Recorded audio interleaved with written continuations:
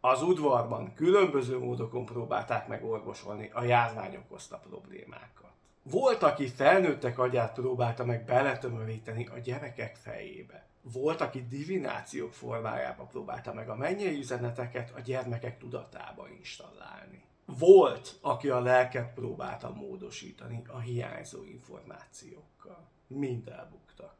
Sziasztok! A mai videóban a Babel Light Novel harmadik kötetét fogom bemutatni. A könyvet szerezte Kuchi Furumiya, az illusztrációkért Haruyuki Morisawa felelős. A könyv a Yen Press gondozásában kerül kiadásra. A könyv egy másik világban játszódó történet, melyben megjelenik az intrika, mágia és a mindennapi élet. Rosszkor, rossz helyen. Shizuku és Erik beszélgetését kémek leplezték le. A kémtevékenység során főhőseiket sikeresen szétválasztják, majd Shizukunak egy visszautasíthatatlan ajánlatot tesznek. Majd Shizukuval távoznak Kisuke birodalmába. Kémek az előző kötetek során már közöttünk tevékenykedtek. A harmadik kötet során meg is nevezzük őket. Niké a fiatal mágus és Fanit a kardforgató. Megtudjuk róluk, hogy Kisuke hercegnőjének, Orteának dolgoznak. Ortea egy nagyon érdekes személyiség. Nagyon sokan úgy gondolják róla, hogy valójában ő irányítja Kisuke birodalmát, nem pedig annak királya. A kötet során, ahogy Orteával megismerkedünk, egyre inkább jön át egy olyan személynek a karaktere, aki nem a birodalmat akarja vezetni, hanem a birodalomban problémákat akar generálni. Ezen a ponton érdemes tisztázni, nem azért generál problémákat a birodalom számára, mivel defektes lenne a gondolkodása, hanem szimplán unatkozik. És nem okoz problémát számára az, hogy a saját birodalmában kataklizmákat okozzon,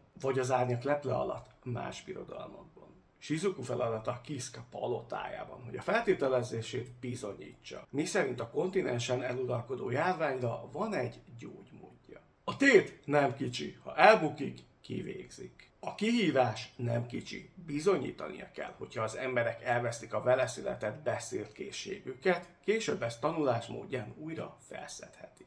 Shizuku kap egy 3 éves gyermeket, akinek egy hónap alatt kell elérnie azt a szókincset, amivel eleve rendelkezett volna. A kötet következő szakaszában Shizuku állandó állást kap Kisuke palotájában. Ortea közvetlen beosztottja lesz. Feladatai között van, az udvarban van egy másik országnak egy hercegnője, aki várandós. Abban az esetben, hogyha a gyermek a pandémiában szenved, Shizukunak kell biztosítania a megfelelő tanulmányokat számára. Időközben megismerkedünk Kisuke birodalmának uralkodójával, Bilhusszal. Bilhusz finoman fogalmazva sem a legélesebb kés a fiókban. Nem tűnik kompetens személynek ahhoz, hogy a kontinens egyik nagyhatalmának az uralkodója legyen. Mindemellett egy visszatérő elem a különböző kémtevékenységek. Láthatjuk ezen kémtevékenységek során Ortea hogyan próbál meg más birodalmakat káoszba taszítani, vagy azoknak a vezetőjét meggyilkolni. Például Larst, Farszas uralkodóját. Mindez tart addig, ameddig az egyik történetben az orszgyilkos le nem bukik, és a célpont ezt hadüzenetnek veszi.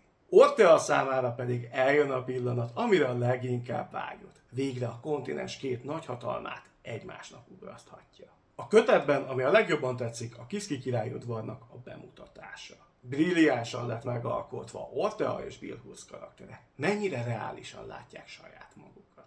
Mindkét karakter a saját kvalitásának megfelelő emberekkel veszi körbe saját magát. Ortea esetében mind rafinált karakterek, akik nem feltétlen bíznak úrnőjükben, ellenben rettegnek tőle. Nagyszerűen volt Bilhusz karaktere megalkotva, aki tisztában van azzal, hogy ő csak egy átlagos uralkodó, nem jeleskedik sok mindenben. Viszont azzal, hogy ezzel tisztában van, képes olyan karaktereket maga köré gyűjteni, akiket ennek az egészséges önismeretnek a tudatában képes irányítani.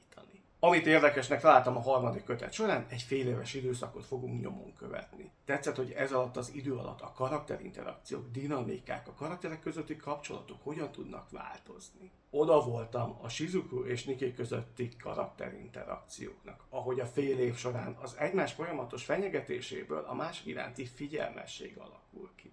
Ami nagyon tetszett a harmadik kötet során, végre beleláthatunk az ármányokba is, amik a világot átszövik. Abban az esetben, hogyha az olvasó csak a Babel regény sorozatot követi, már feltűnhetett neki, hogy a Farszaszi birodalomban milyen különböző balesetek ütik fel a fejüket. A harmadik kötet során nyomon követhetjük azt, hogy ezek a gyilkossági kísérletek hogyan fogalmazódnak meg. Hogyan kerülnek kivitelezésre? Mi történik akkor, hogyha sikeresek, vagy hogyha elbuknak? Ezt az eredményt nyomon követhetjük, és a kihatását a kontinens politikájára. Egy plusz dicséretet is érdemel tőlem a regénysorozat. A harmadik kötet során ugyanis megjelenik egy sötétebb történetmesélés. Azért is tetszett, mivel ritka az olyan regény, ahol a főhőst nem védi meg a plot armor.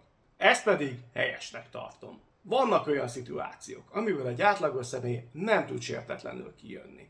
Legyen az mentális vagy fizikai sérülés. Érdemes folytatni a harmadik kötettel. Igen, érdemes. Abban az esetben, hogyha szeretnéd látni, hogy milyen feltételezése van Shizukának a pandémiával kapcsolatban, és az milyen eredménnyel szolgál, a harmadik kötet választ ad rá.